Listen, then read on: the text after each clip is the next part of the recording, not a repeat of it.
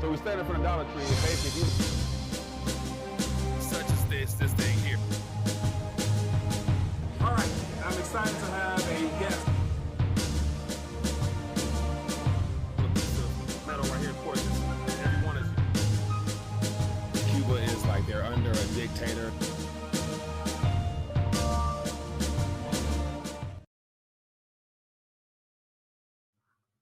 RTD Live Talk, Detroit's #1 late night YouTube talk show. We are live for a Monday night edition of the People's Talk Show. Excited to connect and looking forward to finding out what's on your radar. As always, want to welcome you to the community. Any first-time viewers, let me know where you're watching from. Definitely would love to give you a quick shout-out. And also, there's more than enough topics to touch on, so make sure you share that in the chat, and I would definitely love to talk about that as we get through about 3 or 4 articles here. And I want to talk about something that was passed along to me within the community, as well as a follow-up to a question someone asked me in Telegram in reference to the housing market in the Metro Detroit area. So I've been paying more attention to it as of late and noticed a significant change within a very small time frame. So we're going to talk about that, and also curious to get your thoughts and just some ideas as to what's happening in your neck of the woods when it comes to the evaluation of these houses. And have you noticed a large amount of houses being listed in your neck of the woods? So curious to find out that, because I think that helps us get a better grasp of what's happening in Main Street outside of the narratives we're fed from the mainstream media. And it's amazing how the narratives change within a year of there not being enough housing when interest rates were low and everybody was out there piling up in lines to basically view properties. And now all of a sudden there's more than enough houses out there, but not a lot of buyers. So we're going to touch on that. Anyway, what else we got, man? Lots of stuff to touch on. So let me just scan through, acknowledge a couple people. If you have not already, hit that thumbs up button. Hopefully that helps the algorithms kick in. And then I'll do some shout outs, do some maintenance. Then we'll jump into some headlines. And then I'll love to open the phone lines. We'll love to hear from some people tonight. All right, we got, let me see here. Ed checking in. Says, when will the deflation happen? Ed, great point, man.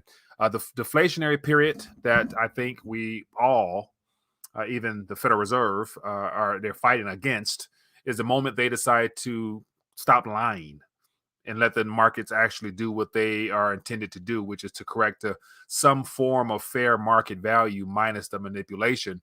And so ultimately, monetary policy has been designed to continually inflate things. Now that they've stopped or outright cut off the spigot, we're seeing the contraction of certain asset classes. And so I think a lot of what's happening with the housing market and the readjusting of prices downward happens to be triggers or signs of deflationary pressures in reference to just air seeping out some of these bubbles. So in my personal opinion, is well underway now.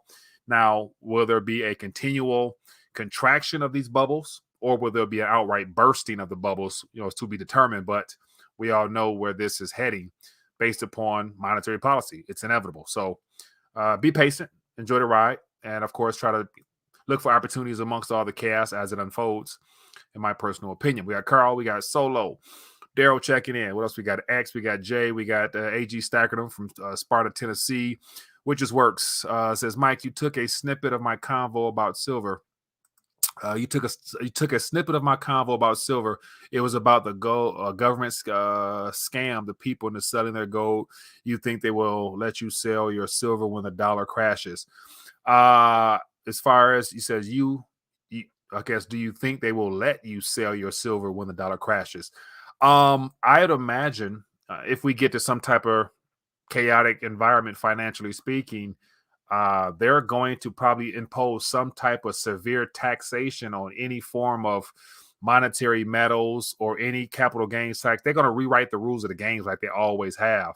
And so I don't think they'll let people exchange and profit off of this transition. So a lot of things tend to happen on what would probably be considered like a black market type of activity, or a barter system, or some type of advent that'll come about helping people, I guess, do a better job of price discovery, setting price discovery for items, I guess, measured in weight of silver as well as gold moving forward. So I guess the best technology and the best methods for transacting in my opinion, haven't even been invented yet, as far as the way that, people who are under pressure become extremely creative and find ways of making things come about. So I don't think we're nowhere near that. But once again, I think they're going to definitely try to find some way to make sure that you don't enjoy your wise stewardship of saving in real sound money in advance of this correction. So that's just my 2 cents. We got Dave MW, we got Yvette G checking in from Torrance, California. We got okay, fair amount of people here. Appreciate you, man. Let's jump in. Let me do a little maintenance on my side. Just want to make sure I cover all my grounds and welcome any first-time viewers to the community. Never know who people might pop in for the first time, but 2 links down below: Bullion, Max, RTD, as well as RTD.news. If you have not, of course, this is the best way to add to your stack in a very affordable way. And I believe as the price of silver goes down, this silver pack also becomes more affordable. So it's a great way to add to your stack if you are in the game for continue to save in real sound money. So definitely take advantage of that opportunity. And if you haven't already, make sure you guys connect with rtd.locals.com. That's the best place to connect in case we're disconnected from YouTube, which of course is just a matter of time. So make sure you're plugged in there. And if you would like to support the channel, any help is necessary, any needed is needed. Definitely feel free to do so with the donation tag as well. And of course, all the other information you would need to collect is definitely here. I've been trying to put together everything you need to make sure you stay plugged in. So that link can direct you to where you need to go. All right, let's jump right in. So let me, I wanted to share with you this real quick. So this is a map of the metropolitan Detroit area. And so one of the community members in the Telegram chat asked me not long ago, hey, Mike, what's the housing market looking like? And so this is maybe a month or so later. And back in June, July-ish, when we were having some real estate talk in the Telegram channel, there was nowhere as near as many houses listed as it is now. So within the last several weeks, something has changed. And one thing that I've noticed as I zoomed in on a lot of these locations here, that is there's been a price adjusting. And so a lot of people have come down their prices, signifying how the glut of housing makes it very competitive for people to get what they think their house is worth. Nevertheless, what the real value is in reference to what someone's willing to pay for that piece of property. So I'd imagine wherever you're geographically located, you might see something similar. And the reason I wanted to jump on this subject matter was just because of this headline here that I came across. And it was a very detailed and well-written piece. But again, it's spun off of the happy-go-luckiness of when a recession hits, there could be. And I'm thinking if the government stopped lying and changing the rules of the games and let the chips fall where they may, there would have already been a severe correction in a lot of asset classes, including housing. And it's only a matter of time. It's not if, it's more so when. And according to some of the projections given here by a very understated figures here, lets me know that it's just more so whenever the controlling authorities of the mainstream media lose the controlling narrative or something outright breaks, then of course the truth will be revealed. So there was a lot of interesting points here that I wanted to highlight just because there's some key areas here that are significantly overvalued according to their own stats. So, but it says, is America on the verge of a house price collapse? Prices could crash. And I just want to see words like this. I know they can't really be truthful in that sense, but said prices will crash by up to 20%, and homes are overvalued by as much as 70%. And so you have a lot of we got the Harry Dents. We got a lot of far extreme analysts and economists, giving some very wild figures saying 80%, 90%, equities markets, which I believe is probably in line for what we can expect just because it's going to be a global contagion and just not an isolated event here. But if we were to have equities markets of say 70, 80, whatever, something extreme like that, you think housing is just going to stop at 20%? It's going to go the same amount in my estimation. So nobody knows for sure, but I just think these lowball figures, even Ray Dalio came out talking about, I shared an article. He said, 20 to 25%, he sees a correction in the equities market. I'm like, man, Come on now, you know better than that. Anyway, just some of the things I want to read through real quick. And if you guys want to dive even deeper, I tell you, feel free to Google this. But Mark Zandi, chief economist for Moody's Analytics, was pessimistic about the housing market in May, but he has now made his forecast even more bleak as of this past week. He says the news is particularly dire for people who have purchased homes in the fortune terms in the bubble markets in Boise, Idaho, Charlotte, North Carolina, and Austin, Texas. But a total of 180 of these areas across the U.S. have property deemed as overvalued. It says L.A., Orlando, Seattle, Indianapolis, where properties is also estimated to be 30% overvalued. Homes in Houston are 34.5%, and it goes on to give you more states. But here's just a visual aid that I thought was worth, just gives you a broader viewpoint as to some geographical locations.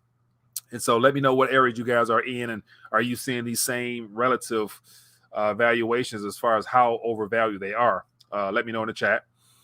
And real quick here, just some last more. Here is America's overvalued areas, and they include and just more places, 30% in Long Beach. We got Utah, 50%. And of course, mind you, over the last 3 years, people have been fleeing California left and right, heading further towards the Midwest as well as Florida. And so it's no doubt that the Boise, Idaho, Billings, Montana, and a lot of these other places, housing markets have went up just because you got people who are leaving their draconian states. And so here's just more figures here: 34% Houston, Indiana, Columbus, Ohio, Grand Rapids, Michigan is 45%. Grand Rapids is beautiful. And so it doesn't surprise me one bit. Las Vegas, 53%, and the like. Atlanta, 35%. So anyway, it just gives some figures here. Boise, Idaho, average house is $526,000, which is almost 72% overvalued. Charlotte, North Carolina, 66%. And let me see. It says the average house is $406,000. In Texas, Austin, Texas is 61% overvalued. The average house is $661,000. And it says here, the housing inventory is at its highest level since April of 2009, as sellers struggle to get rid of their property because mortgages have become more expensive and other financial pressures. So a lot of other stats and graphs down here, definitely just shining a light how we've been lied to all along. And so here is just inflation from July 2021 to 2022, and 8.5% is what they want us to believe. But just look at the things we actually use and use the most. Gasoline is up 44% year over year. So anyway, that's just something from the housing market. Lots more information here, but I definitely would be curious to find out what's happening in your neck of the woods. So feel free to do so, share that. And then on another note, here's something that one of the community members sent to me as well. Just shows the dire state of the renting market and the soon-to-be impact on landlords. And so not only are we having issues with the valuations of houses being overpriced and bound to correct at some point, but then you got the everyday person from an investment standpoint all the way down to just trying to put a roof over your head. And come this fall is going to be a day of reckoning on many fronts. But just the numbers just stood out to me as being something worth bringing to your attention. But it says the Census Bureau, 3.8 million renters will likely be evicted in the next 2 months, while the rental crisis keeps getting worse. And so it has a lot to do with the fact that moratoriums state by state have been uplifted, and now it's pretty much everybody for themselves, just because the extremely liberal left that was trying to make sure everybody had a chance to live and not pay anything as the whole economy unraveled. And now they're not concerned with that because it's midterm time. And so now they want to make sure that they have everything set in place for student loans and trying to buy votes and things of that nature. But real quick here, it says for the first time ever, the median rent in the U.S. topped $2,000 a month. $2,000 a month in June. That's a heck of an expense there. It says, and the increases show no sign of stopping. It says the rising rents mean household represent a total of 8.5 million people were behind on their rent at the end of August, according to the consensus. It says here rents up nearly 25% since before the pandemic. So it's not even just the last 3 years where people are experiencing continual increase in rent, but just from an investment standpoint, as a landowner, you're trying to get the most bang for your buck in relation to the cost that you have to cover with that property, so it's inevitable. So it says since 2006, rents have risen faster than home prices, but at the same time, the shortage of available rental units has been steadily increasing since the Great Recession. And so it says nearly half of all renters, more than 30 million people, have been hit with a rent hike in the last 12 months, with 19% paying a monthly increase of $100 to $250, 7% paying $250 to $500, and 4% needing to find another $500 a month to stay in their apartment. So that's just, man, the state of the housing market in a nutshell. It's those numbers, man, are staggering. But then again, that's the world we living in. And so based upon those economic conditions, as well as the deterioration of economy around us, it just makes it more evident to where it's just a matter of time, as moving forward, before people continue to be basically priced out of affordable housing while also being able to maintain their current level of living as we move further into this decade. So I'm assuming everybody can kind of see how, with these type of pressures, it makes it easier for the World Economic Forum and all those globalists working in hand with the public and private partnerships we got going on here to basically make sure that people don't own anything like they said. They're going to make it unaffordable and unobtainable for those who can afford it. So that's just what's happening in the housing space. But keep it moving right along.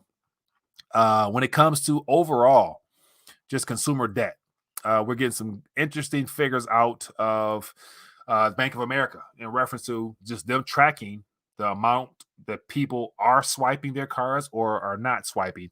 So it says here, higher income Americans are pulling back on spending. And then here is an interesting visual representation of what that looks like in real time.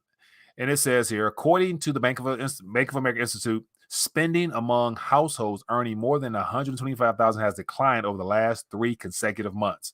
So as you guys can see here, these numbers don't lie.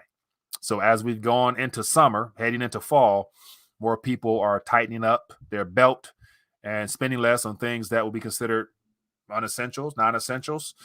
And so here's just more information here. It says airline spending over the last several months has been trending down for all households, whether under 50,000 or under 125,000, been trending down. Lodging, spending per household based on a Bank of America credit card. So housing went up midsummer as far as people using their credit cards to pay for housing. That's probably traveling as well. And it's coming down. So that's just the state of the credit card swipe for a fair amount of people. Not all people, but a fair amount of people. And then keeping it moving right along. 2 more articles here, so feel free to throw out some thoughts, ideas. Definitely love to touch on a variety of subject matter. Here is something that was a trigger from last week, and I thought this was interesting because even the uber wealthy are also being hit. But then again, we know that they'll be covered because what's a couple billion when you have a variety of asset classes you're invested in, including companies that might end up being too big to fail down the line, depending on how the government responds when this next crash or correction occurs. But it says Powell's 8-minute speech erases $78 billion from the richest Americans. And so I'm assuming nobody's really crying or feeling sympathetic for Elon Musk or nothing like that. But it says Elon Musk saw $5.5 billion erased. Jeff Bezos saw 6.8. Bill Gates and Warren Buffett declined 2.2. And Sergey Brin was now below $100 billion. Poor thing. So here's just a little visual aid showing how over the last year, Jeff Bezos has lost $38 billion and Elon Musk $16 billion. So yeah, billionaire problems. They're at another level. But anyway, and we haven't seen anything yet. So, but keep it moving. And on the last note here, here's something I think that we're going to hear a lot more about moving forward, because this, my suspicion would be that this FedNow, which they're moving forward with at a rapid pace, they put the CBDC on the back burner intentionally. And it's my suspicion that based upon listening to Brannard's speech earlier, a little 5-minute snippet on the FedNow and listening to a couple keywords, as well as reading through this, my suspicion is that once this FedNow is up and operational, it's designed to be a instantaneous, immediate settlement type of payment network. And some of the buzzwords they were using was basically having small businesses as well as the major businesses being able to sync into it in real time for instant payments, similar to what like PayPal and all those other things that are immediate. But then they were talking about being able to distribute payments to people and helping the unbanked and all those narratives that we've heard when it comes to what the whole CBDC was for. And so it's my suspicion that the FedNow will be launched officially right around this time frame right now, fully operational, like Brenner said, between May and July of next year. And then you better believe that they're going to find a way to automatically roll into this FedNow program the ability to provide instant payments via a central bank digital currency, because this FedNow network in cahoots with a lot of other distributed ledger. I mean, even there's some XRP involved in this. So this stuff goes a lot deeper than I'll be able to cover here. But FedNow first, CBDC second. So they're laying a framework for how they're going to build on top of this. And it's just a matter of time before the CBDC is rolled out. So if this is all fully rolled out and operational, no hiccups, no glitches, and more nations are able to plug into it, and all the retail banks and all the too big to fail banks plug into it, you better believe the consumer is going to be on the end of that with the CBDCs if and when something breaks. So this is a very detailed article here if you guys are interested in finding out more, but it's just more so like an information piece. Doesn't give you any details. You got to actually listen to the speech that she gave, and I can find that, but just type in Brannert, and there's a 5-minute speech where she's basically said all those key words that just sounds too good of an opportunity to pass up on in reference to having everything needed to roll out a CBDC. So that's my little rant. But anyway, let's talk. Let's open the phone lines. I think I laid out enough, 3 or 4 stories. Curious to get your thoughts on it. Feel free to throw some more stories on top of that. And also highlight at Rethinking the Dollar, and we'll jump on top of that. Let me see here. TB says you can't put CBDC behind the dollar. FedNow. Oh, by the way, CBDC. Yeah, it's all up to them, man. It's whatever they have in plan. But I'd imagine we can all agree that in their way of thinking, they've already thought this through. Now it's a matter of creating the right environment. And I want to say the legislation to approve of a CBDC will be all encompassing with the executive order that was put out by Biden, and all the other things will speed track everything through to where it'd be easier for them to come out with some type of solution to the inevitable problem we're all witnessing in real time. So, but once again, I hope it doesn't succeed. I hope it fails. I hope there are glitches. I hope that they do fail with their plans. But in the meantime, we've got a window of time to take advantage of opportunities in the form of trying to basically become as self-sufficient as you can in relation to how you're going to protect yourself, whether it be you dip and dabble in the alternative media space as far as the cryptos or whatever you do, or definitely having your backup insurance in the form of metals and things of that nature. And of course, having cash on hand, because there will be a fire sale like the world's never seen. And that's why all the billionaires were liquidating their own shares ahead of time so they could have enough cash to go early Christmas shopping for buildings and skyscrapers and malls and buying up towns and cities and all that type of stuff. Anyway, let me see here. Mike, in 2020, we had a shutdown, 90% of the world, small decline in property, but no collapse, 5%. And then H inflated by 25%. Here we are again. Same thing, pump, dump. How much money coming from the printer soon? SG, man. I think I just think that script you just gave out, to me, it falls right in line based upon prior events, and it's only natural to suspect that they'll stick to that same course. But mind you, they're working towards a reset, which requires a complete reboot of the system. So I don't think there's going to be a pivot in the way that we've seen them pivot before, just because they'll be doing more of the same thing, prolonging this rather than restructuring this in time for the unified CBDC rollout and all the other things. So I don't see them pivoting, man, the way that they have before by basically reversing course, QE again, stuff like that. I think they're going to bring out something relatively newer, and it's going to encompass the CBDC and whatever method they use to support the government. Because mind you, it's about keeping the government liquid so they can make sure all the payrolls and stuff is met, the military is paid for, and all that stuff. And then they'll worry about us last, and they're going to give the consumer, the retail person, a CBDC while they try to work out however they do what they do on their end. So I see a lot more pain before I see a pivot. That's just my suspicion. I could be wrong. Hope I'm wrong, but I just think it's too predictable. It's too easy to go along with them pivoting so soon. We ain't really experiencing nothing major yet, and then lying along the way. Hello, caller. What's your name? Where you calling from? Hey, Mike. This is Frank from CT. Frank, what's going on, my friend? How you doing? Good. How are you? Doing excellent, man. Good to hear from you. Good to hear from you. What's on your mind tonight? Well, one thing I'm not too sure about. I always hear fire sale going on, have some cash on hand. Mm-hmm. A lot of these channels, YouTubers who follow the economy and stuff like you do, they're saying, billionaires, they're waiting for this big fire sale, this and that. But I also hear get your money out of the banks, get your money out of the banks now.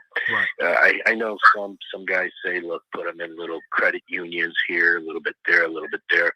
But if you're going to buy something like a fire sale, like property, these assets that are going to be extremely undervalued, you got to have money in the bank. You can't go and, with, wheelbarrow full of cash and go buy these assets or property or stuff. So, right. You got to have money in the bank, but then they're saying, your money's not safe in the bank. You got to have money, So what do you think? So that's a great point, man. And that's where I think conventional wisdom based upon prior events, making sure during a recessionary type event, you got to have cash on hand. Right. But then heading into a reset where they're literally rebooting the system, I'd imagine, all depositors will not be treated equally. And so you got the average mom and pop, the middle class worker, the person who has probably under that 250,000 FDIC approved type stuff. They're going to be treated a lot different than Jeff Bezos, Mark Zuckerberg, and those guys will, because they have firsthand knowledge as to the timing probably of things, to where they're not considered your average customer. So they themselves will be treated a lot different than your average person. Mind you, the goal, I think, for the government as well as the banksters to make sure that the average person that has credit cards, a housing mortgage, the person who has debt, those people are the ones that are going to be herded in and be primary recipients of the CBDC, not Mark Zuckerberg and Bezos. They're not worried about that. They have, unfortunately, they're part of a different class and they're going to be treated differently. So they'll be able to purchase all types of things. Now, your average person, I couldn't begin to tell you how that'll roll out, but I imagine, having it in a actual the FDIC bank will become null and void, the contract for that. And then I see TB say credit unions, they also fall under the National Credit Union and something another, whatever. So that ultimately they could probably have issues too. So there's no safe haven whatsoever for your average investor, but the other class might be treated differently for whatever that's worth. So hold on. So what you're saying is for the average Joe, let's say,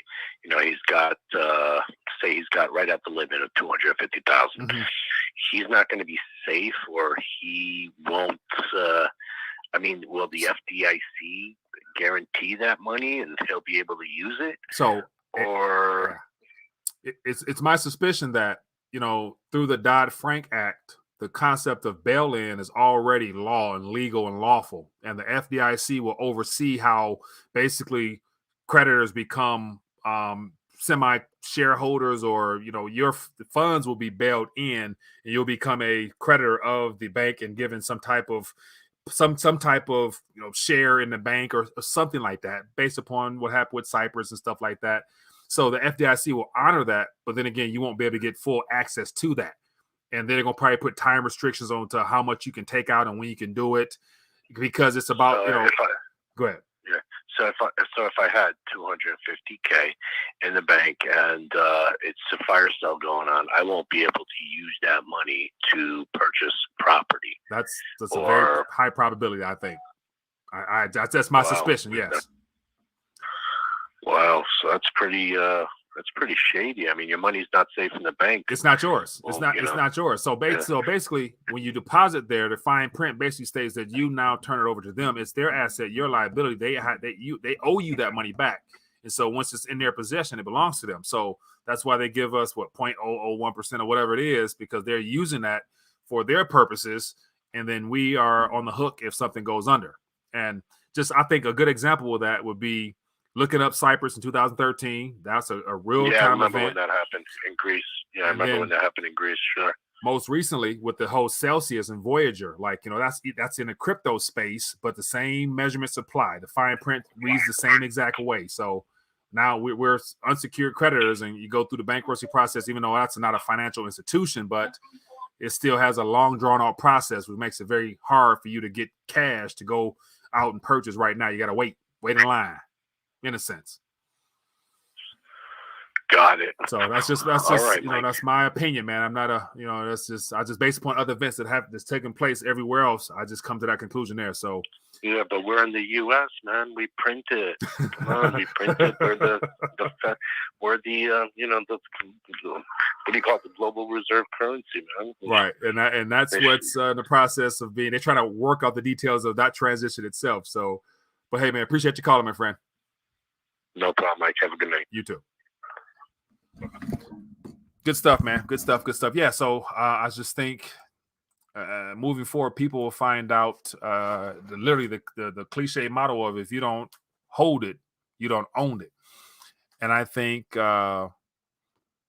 contracts, as I always said before, just because we've never experienced, some type of outright economic collapse, i.e. depressionary style event where contracts don't perform. I think Lynette Zhang does a good job of mentioning how, non-performing contracts, are they really contracts with insurance companies? You name it. Anywhere you sign your name expecting to get something in the future, if something takes place in between, it's all subject to economic conditions and that whole force majeure that becomes very popular as of late. Hello, caller. What's your name? Where you calling from? Hey, Mike, this is Coolest White Dude in Yashkaba, Mexico. I'd like to wish a happy birthday to one of your biggest fans. Oh, it's your birthday, man? No, it's one of your biggest fans' birthdays. Tomorrow, actually. It's the coolest white woman in Yashkaba, Mexico. Well, tell her happy early birthday, man. Yes, I called a couple of weeks ago and I spoke about the Baltic shipping index. Mm-hmm. I have it down. I was just looking at a chart of it. I have it down year to date, or in 1 year, 74%. That's on the Trading Economics website. That's low. I mean, this is really low. Mm-hmm. So with that, you think that China is preparing for a wartime scenario? And my other question to you in the audience would be, let's say Trumpster comes clean with saying he was misled on some information. Mm-hmm. Do you consider a revolt because people may have buyer's remorse? And I'm choosing my words carefully. Right. So I did see I did see some information about that, and I think it was one of the politicians mentioned that people would hit the streets if they were to do some type of whether Trump was prosecuted or indicted for something, or they decided to try to reverse the whole election process or something like that. There would be outright civil unrest, flat out, like it's happening no matter what. But then again, if there was an event like that, that's what they want. So you're going to have a whole group of, officers dressed up like your average Joe out there inciting things because it's on purpose. So I would guarantee that would be the end result of anything that come about at this current moment. So that'd be my opinion. Well, that politician that you're speaking of is a pretty high-powered senator. That was Lindsey Graham that said that over the weekend. Good point. And, Judge Napolitano, he said he expects President Trumpster to be indicted. So, what's this really about? Is this I personally don't think this is about some contents in his safe regarding some papers or some information that he had. Mm-hmm. I think they're going to go after him for the taxes, and then it goes to Misery Loves Company, and they're going after Johnny and Jane Common Folk. He just kind of looks like, hey, I got hit too, Mm-hmm. which we know is all theater. You know, no one in Yeah. high power in the United States of Israel goes to prison. It's only for serfs. Right. Exactly. So I just think what if there was to be some type of announcement or attempt to, do anything negatively to Trump, you're going to have 74 plus million people definitely trying to, they're going to be backing them up, and it's going to be hella problems, which will be it'll be an ideal situation for them to declare, or I think we're already in national emergency still. I think they extended it already, if I'm not mistaken. So it'll put more of a right in their possession to try to do something crazy by putting boots on the ground, troops on the ground, all that crazy stuff, man. So who knows?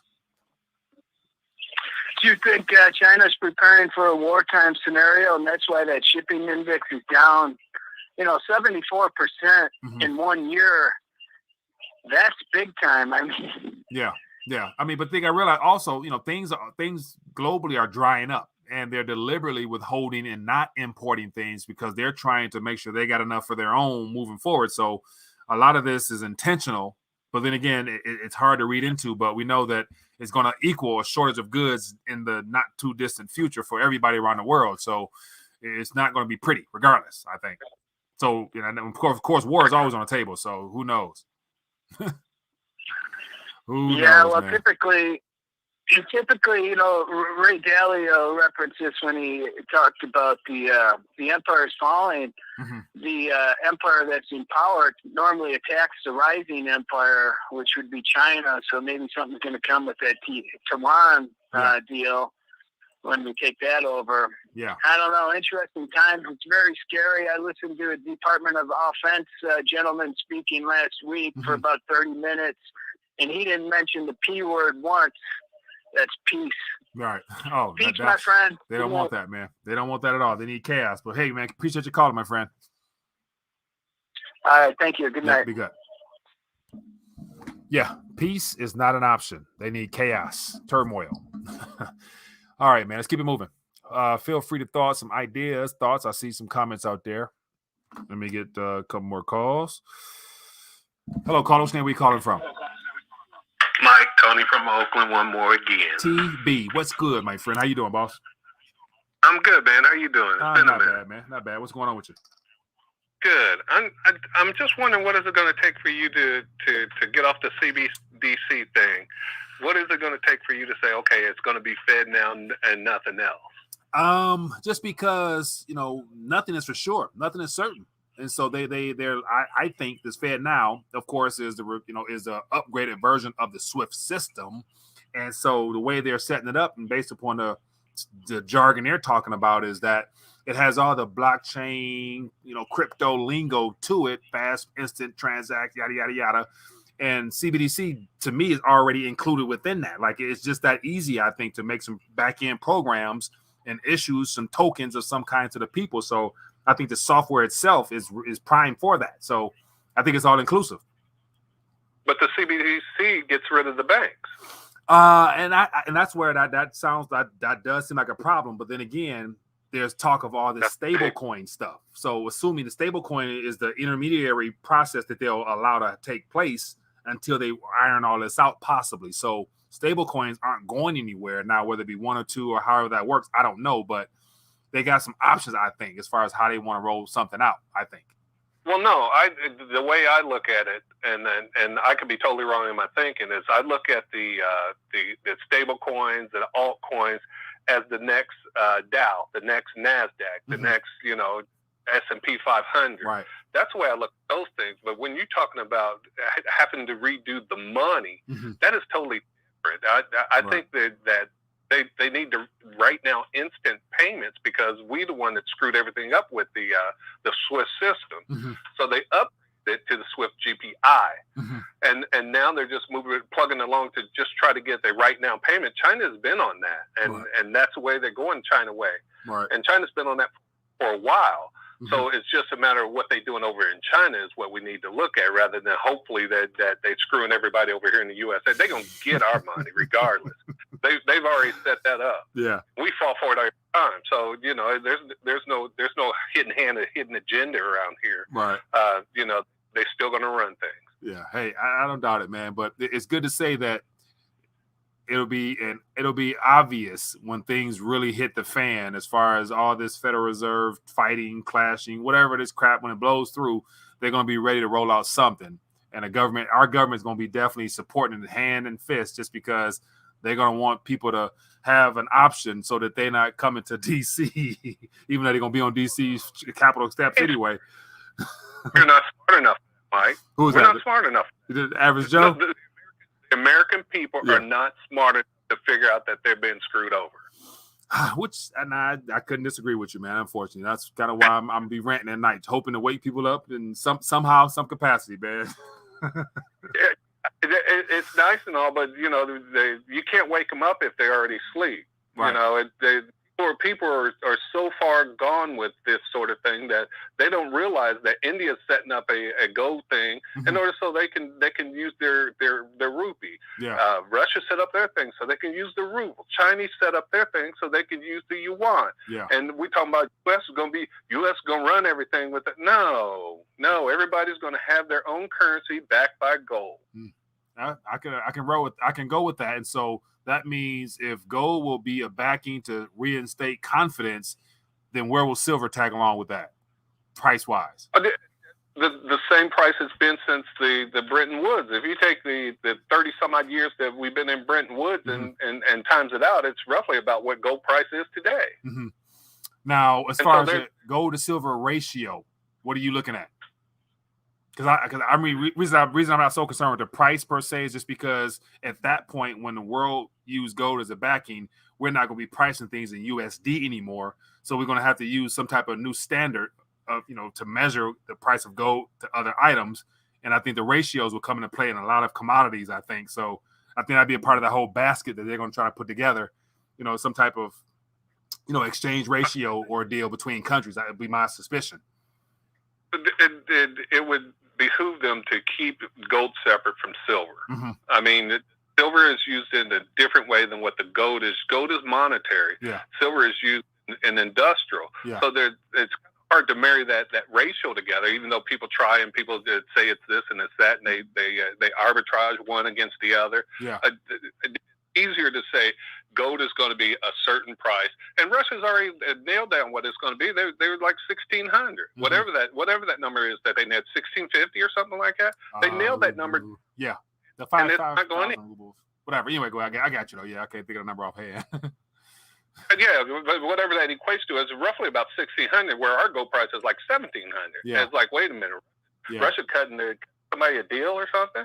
No, they've set their price, and that's what it's going to be. Yeah. And when the economy goes down, that 1,600 price or whatever they have on it, it's going to do some damage to what the U.S. has going for it, because the U.S. ain't going to be able to lie or cheat or steal their way out of it. Right. And I think that's what Russia's doing is that everybody's talking how it's going to be a cold winter.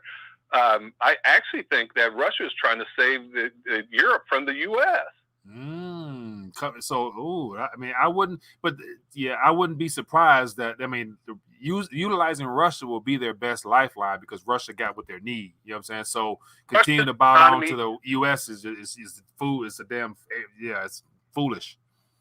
Russia's economy is in great shape. They can afford to take on the U.S. and be all right. Right.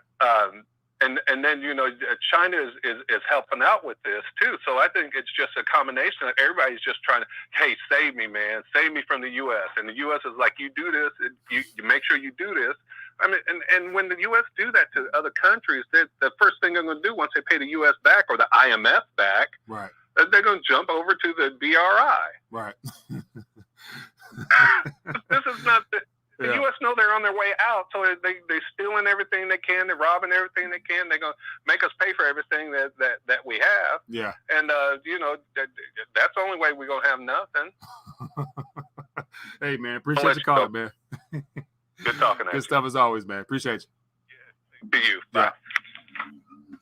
Yeah, good stuff, man. Good stuff. Good stuff. Good stuff. All right, let's keep it moving. Appreciate the back and forth. I saw someone mention about the software. Or this program here is called StreamYard. It's a great little browser feature. Daryl says FedNow is for domestic transactions and the CBDC is for global transactions. They will coexist. They don't have the same use case. Dig a little deeper. Now, the CBDC, Daryl, is for global transactions. And so what exactly will the average person use here domestically? And so central bank digital currency, is that if it's EUSD, Fed coin, or whatever it is, that's the unit of account that they're going to put in everyday Joe's wallet, digital wallet. And so how will that equate to global transactions will be my question.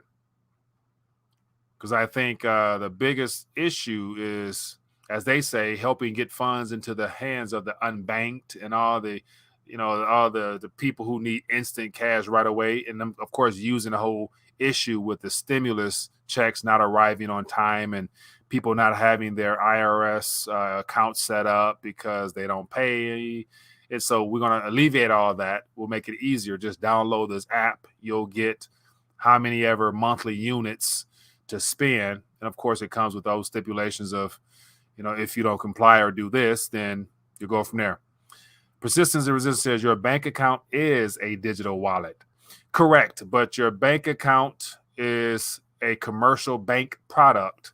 And with the central bank digital currency, they're going to have the wallets on their ledgers and in their network system, probably interoperable with the commercial banks. But at some point, there will be no need for commercial banks. Mind you, we're only down to, I think, 8 globally systemic important banks in the U.S., and the head honchos, Goldman, JP Morgan Chase, and probably one other bank will be the last 2 or 3 banks standing. And beyond that, there's no need for banks in this economy they're creating, especially if they're going to use central banks as the issuer, as the final issuer of our currency, which has been the game plan all along.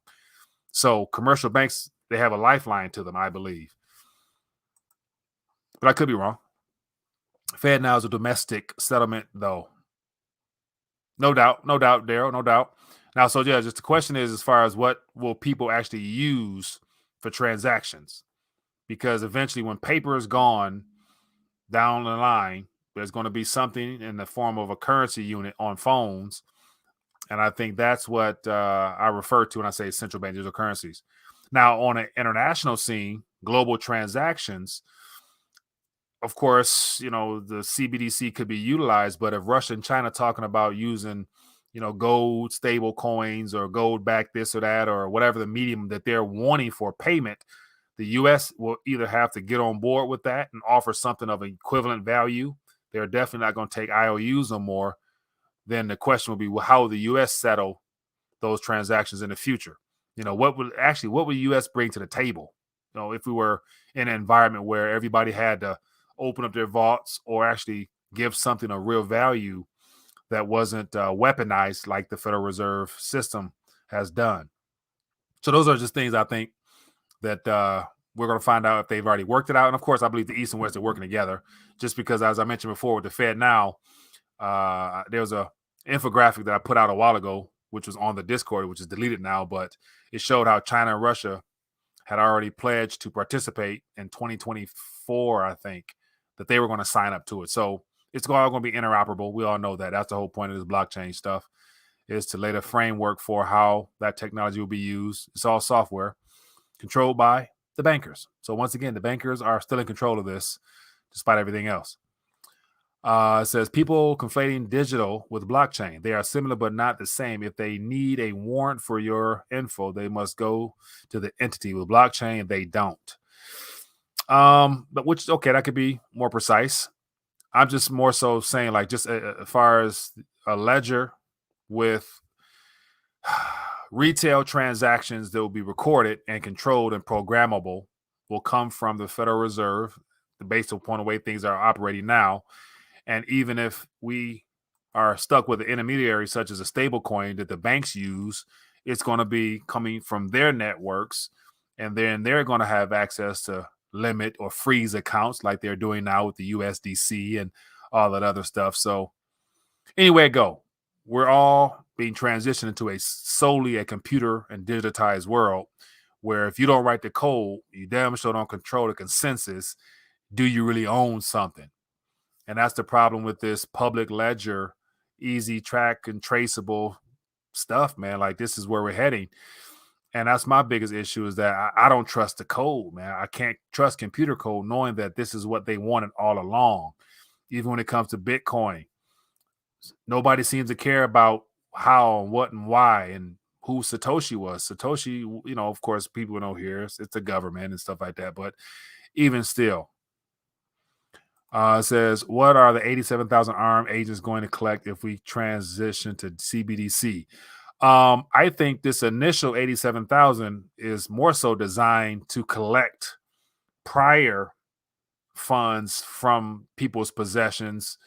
And so what they'll end up doing is causing so much havoc where people will probably be forced to sell some things and try to come up with funds based upon prior transactions, which is another way of them saying you'll own nothing and be happy with it, because they're going to literally cause so much of a headache with all the audits and stuff to where people are going to have to, you know, get rid of some things, obviously get cash to get current on their taxes if they have been, you know, fraudulent on their reporting. So the goal is to get that back stuff. And then moving forward in the future, there won't be no need for IRS agents because it's going to be automatically deducted from your digital wallet. So you won't need agents because it'll just disappear out your wallet. I think, you know, China's probably the best example of what we can look towards in the future as far as everything already been set up there. The entire social credit, CBDC, that whole system is set up and operational right now in China. So to get a look at what the U.S. is copying, just look at what's happening in China. And people over there have a different mindset. They accept it, but they comply. Hand and fist. Hello, Carlos. Where we calling from? Hey, what's up, Mike? It's Joe from PA. Charles, what's going on, my friend? How you doing? Not much. Just had a question hearing one of your last callers.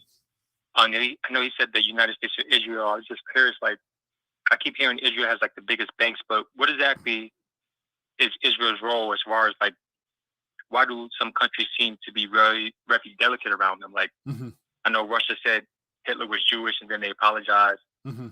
I know, I think Jay-Z said something about the Jews they own everything and then he apologized. So like, what's the deal with Israel? Like, why do people seem to tiptoe around them? What's that all about? So to me, a lot of this goes back towards the spiritual essence of things in relation to the nation of Israel and the Jewish race in general.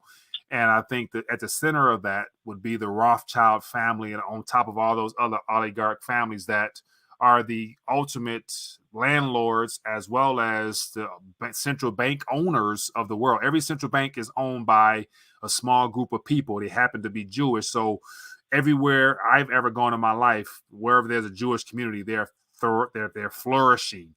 And a lot of that has to do, you know, in my opinion, with, you know, from a biblical standpoint, the blessing on the Jewish race in general. And on top of that, the way that they run governments and run the monetary system, they happen to always have their hands in on everything, and you're just not allowed to, you know, touch that. That's just where you don't go. And that's just on the surface stuff there, but it goes a lot deeper.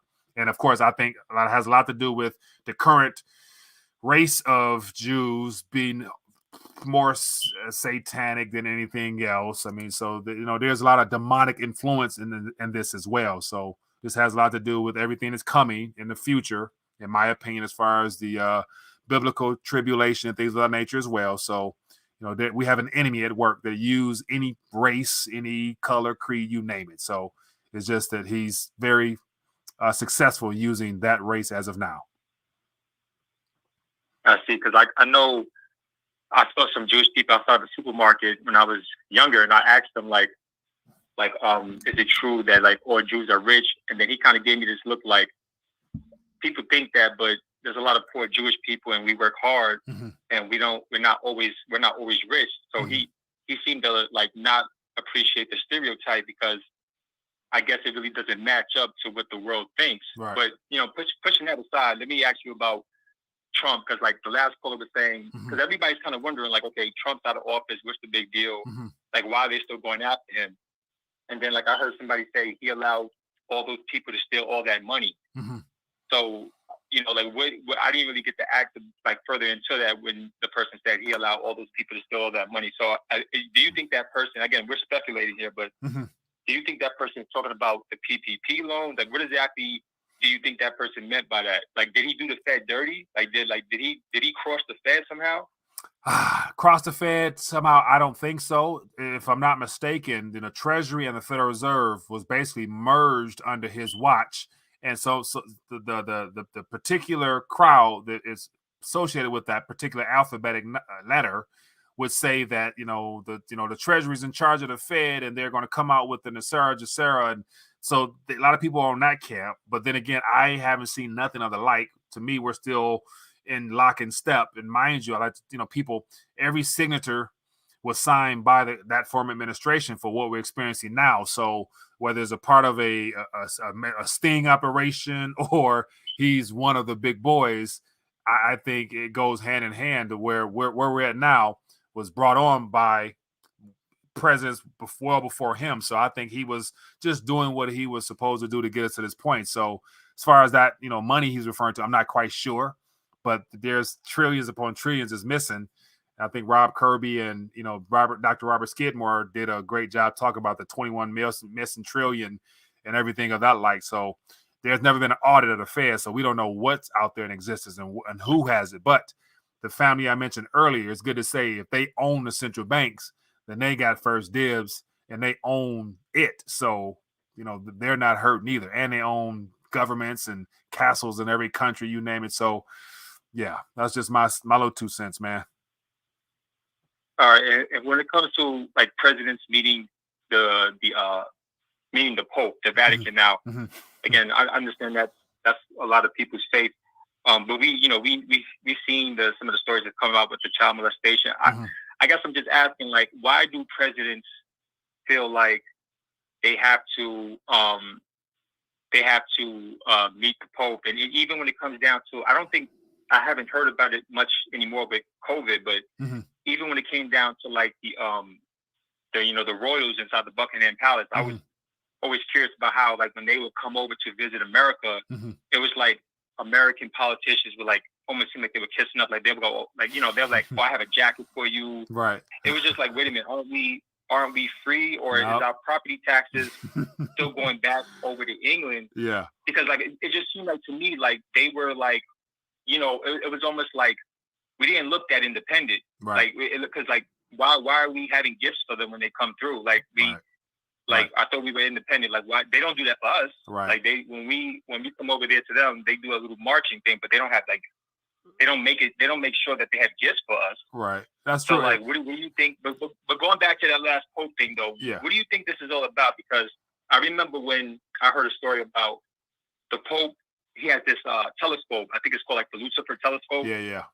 And I'm saying to myself, like, what's really going on? Like, why are presidents meeting with somebody, looking at the Lucifer? Like they would look out of this telescope called the Lucifer telescope. It's like, are they really rubbing this all in our face? And then, like they said that the Vatican showed, the Pope showed Obama something in the telescope, and then they just laugh after they looked at the moon. So like, what's going on with it? It's like, is the moon, like, are they, like, this stuff seems much bigger than just like money and. Oh, it is. It's like, about control. I'll let you have that. Appreciate you. All right, you have a nice night. Thank you, man. Yeah, like, you're hitting it dead on the nail, man, with what's really going on. Like, it's quite obvious that we've been lied to from day one. Nothing that we're witnessing appears as it really seems, because it's not. And that's why it's no way of going around, all the satanic ritualistic stuff underway. Just it's never been more apparent to me how factual biblical prophecy is and what we're up against. Like literally all those people, they're working together and they're doing it on behalf of something or someone. And mankind has an enemy. And you can give them, you actually said the Lucifer telescope. Lucifer was the name of the angel that fell. He's known as Satan. I mean, that's the villain or the unemployed cherubim that has taken rulership of this land momentarily.